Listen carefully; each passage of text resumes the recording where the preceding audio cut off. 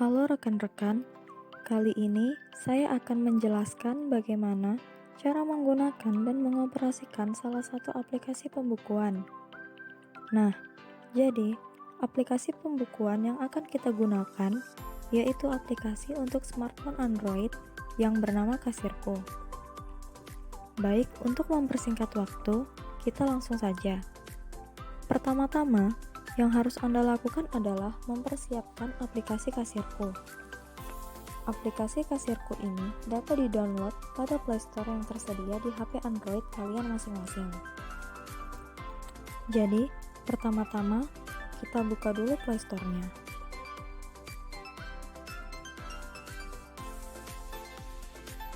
Kemudian pada kolom pencarian kita ketik Kasirku. Kemudian cari. Nah, jadi aplikasi yang bernama Kasirku ini ada banyak loh. Namun yang akan kita gunakan yaitu aplikasi Kasirku yang paling atas. Jadi, jangan sampai salah download ya. Kita klik aplikasi. Kemudian klik install. Tunggu sampai proses instalasi selesai.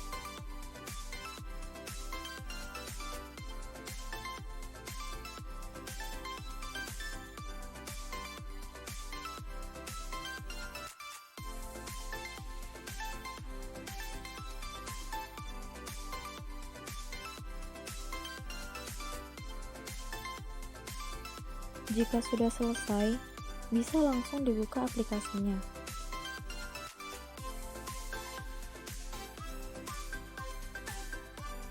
Nah, jadi ini tampilan awal dari aplikasi Kasirku.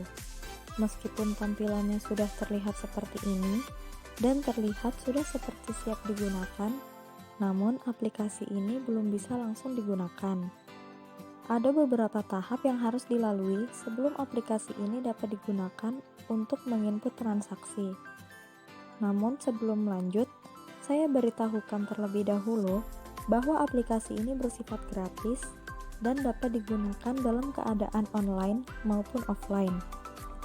Namun saya sarankan kepada kalian untuk menggunakannya dalam keadaan offline, agar kalian tidak merasa terganggu oleh iklan-iklan yang tiba-tiba muncul ketika menggunakan aplikasi ini. Nah, untuk melanjutkan langkah-langkah, kita bisa klik menu di pojok kiri atas, yaitu icon garis 3. Nah, di sini akan ditampilkan mengenai informasi aplikasi dan beberapa menu yang akan digunakan, yaitu ada menu kasir, menu stok barang, menu laporan, dan menu pengaturan. Langkah pertama kita adalah klik menu pengaturan terlebih dahulu. Di menu pengaturan ini, Anda akan diminta untuk memasukkan identitas toko atau usaha Anda, seperti nama toko, nomor telepon, alamat, dan pesan yang akan muncul pada struk. Baik, kita coba saja untuk langsung mengisinya. Yang pertama, yaitu nama toko.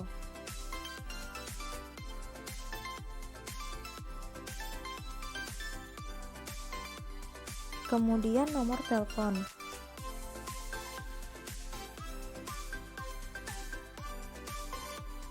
Alamat.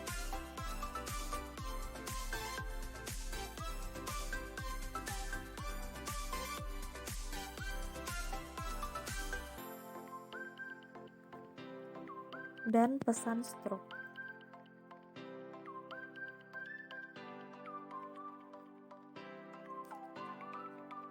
Nah, jika sudah, pada bagian bawah ada hak akses admin. Jadi, Anda bisa memasukkan PIN sebanyak 6 digit. Kemudian, mengaktifkannya agar tidak sembarang orang dapat mengakses aplikasi ini. Namun, jika hal tersebut tidak terlalu penting bagi Anda, maka silahkan dilewati saja. Lalu, Jika Anda ingin melakukan pencetakan nota atau struk, Anda dapat menghubungkan Bluetooth di HP Anda dengan printer nota. Namun jika tidak, silahkan dilewati.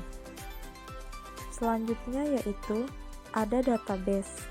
Saya sarankan untuk mengklik backup agar data Anda dapat tersimpan dengan baik dan mengantisipasi kehilangan data.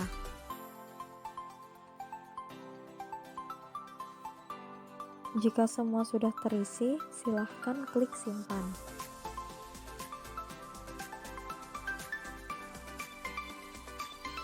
Langkah selanjutnya yaitu memasukkan stok barang.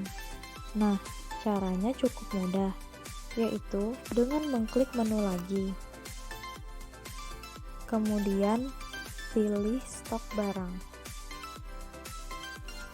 Nah, untuk dapat menginput transaksi penjualan, terlebih dahulu kita akan memasukkan stok barang dagangan kita. Caranya mudah, hanya dengan melengkapi form barang ini, seperti nama barang. Nah, nama barang ini diisi sesuai dengan nama barang dagangan kalian. Kemudian ada kategori. Kategori ini bersifat opsional, jadi boleh diisi dan boleh tidak. Kemudian ada harga dasar. Harga dasar ini adalah harga beli barang dagangan per satuan, jika barang dagangan Anda dibeli dalam satuan. Dus, lusin, atau lainnya bisa dihitung dengan cara membagi harga beli total dengan jumlah barang yang dibeli. Kemudian ada harga jual. Harga jual ini adalah harga jual persediaan Anda per satuan. Kemudian ada stok awal, yaitu jumlah persediaan yang tersedia. Dan ada barcode. Nah, barcode ini juga bersifat opsional. Untuk barang dagangan yang memiliki barcode, bisa dimasukkan barcode-nya dengan cara scan. Namun jika tidak, silahkan dilewati dan jangan lupa untuk mengklik simpan. Sebagai contoh, kita akan coba untuk memasukkan beberapa stok barang dagangan.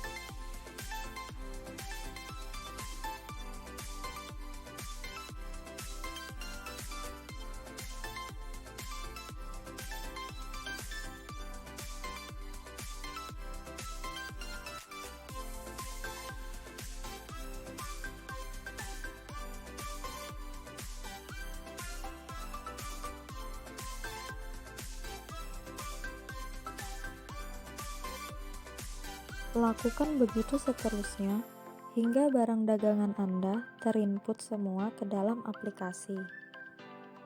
Namun, suatu ketika jika ingin menambah stok suatu produk atau stok persediaan, Anda bisa mengklik icon pensil yang ada pada nama produk. Silahkan diklik salah satu sesuai dengan nama produk yang ingin Anda tambahkan.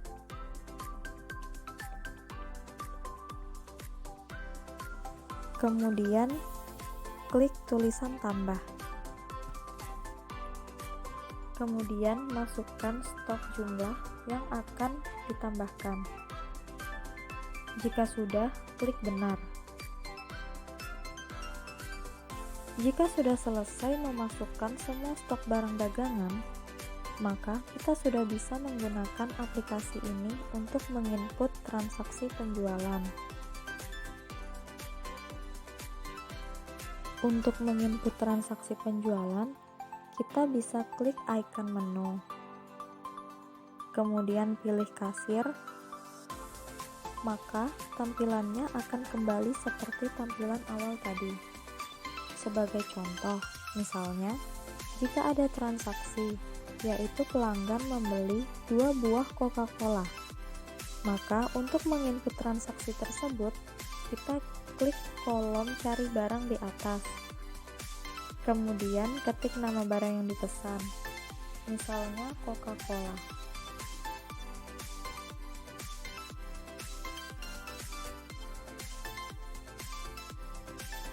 Selanjutnya masukkan jumlah yang dibeli, misalnya 2, lalu klik benar. Maka secara otomatis nama barang pesanan, jumlah, dan totalnya akan langsung terlihat di sini. Jika sudah, di bagian bawah, yaitu pada kolom berwarna biru, akan terlihat total yang harus dibayar oleh pelanggan. Kemudian di kolom bayar, di bawahnya, kita bisa masukkan jumlah uang yang digunakan oleh pelanggan untuk membayar. Misalnya pelanggan membayar sejumlah 10.000.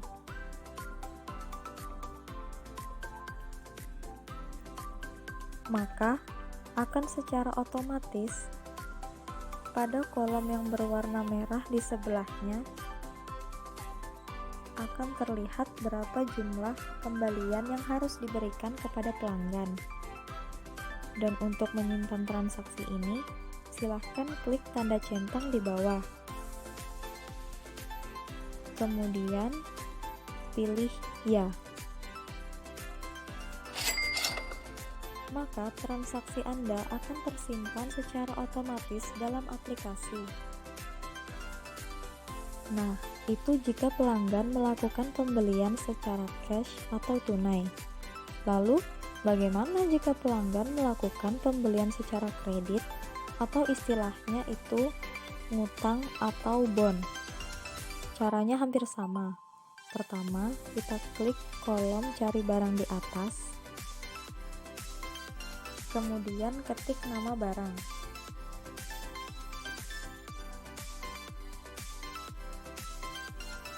Begitu juga dengan jumlahnya.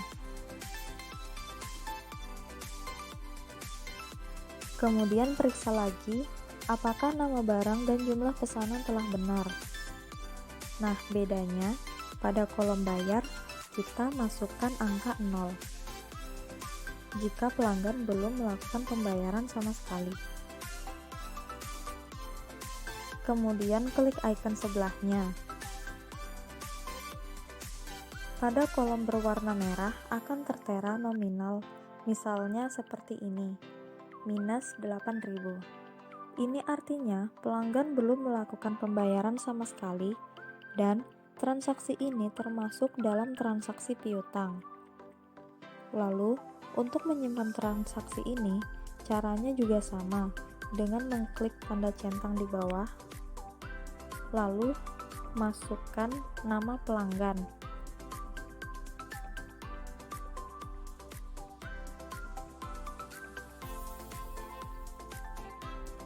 Hal ini bertujuan untuk memudahkan Anda untuk mengetahui pelanggan siapa yang memiliki piutang tersebut.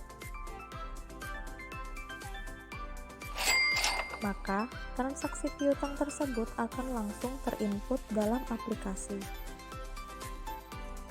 Langkah selanjutnya, jika kita ingin melihat laporan penjualan atau laporan-laporan yang lainnya, kita bisa klik icon menu lagi. Kemudian pilih laporan. Pada menu laporan ini terdiri dari beberapa bagian, yaitu ada riwayat transaksi, laporan piutang, grafik, dan ringkasan laporan. Yang pertama yaitu riwayat transaksi. Riwayat transaksi ini berisikan catatan-catatan semua transaksi yang terjadi di setiap tanggal sesuai dengan bulan dan tahun yang kita pilih. Jadi untuk bulan bisa disesuaikan sendiri dan tahun juga bisa disesuaikan sesuai dengan keinginan Anda. Yang kedua yaitu laporan piutang. Laporan piutang ini berisikan catatan piutang-piutang pelanggan yang belum dibayarkan. Jadi, Anda bisa melihatnya di sini. Namun, jika pelanggan sudah melunasi piutangnya, maka Anda dapat mengklik icon pensil di sebelahnya. Jadi, disesuaikan dengan nama pelanggannya. Kemudian, klik icon tanda panah. Lalu masukkan jumlah yang dibayarkan. Jika pelanggan melakukan pembayaran sepenuhnya, silahkan cantumkan nominalnya di sini. Dan jika pelanggan melakukan pembayaran dengan jumlah tertentu, juga akan dimasukkan sesuai dengan jumlah sebenarnya.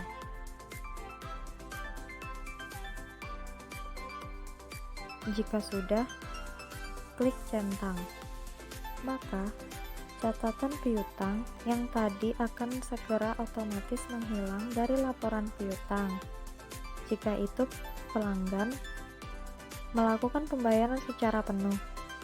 Namun, jika pelanggan hanya melakukan pembayaran sebagian, maka piutang milik pelanggan itu akan tetap tersimpan di catatan piutang ini.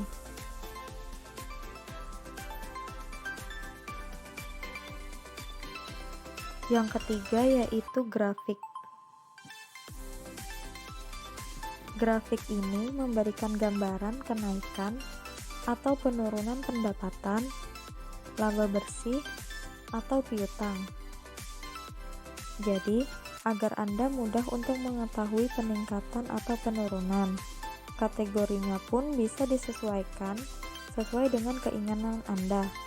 Apakah Anda ingin mengetahui grafik pendapatan, atau grafik laba bersih, atau mungkin grafik piutang. Dan tahunnya pun juga bisa disesuaikan sesuai dengan keinginan Anda.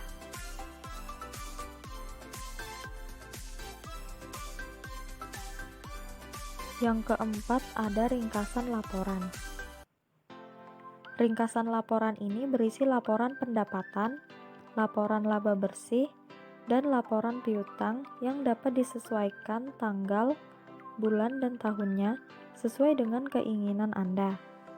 Di ringkasan laporan ini juga terdapat persentase yang dapat dijadikan sebagai perbandingan.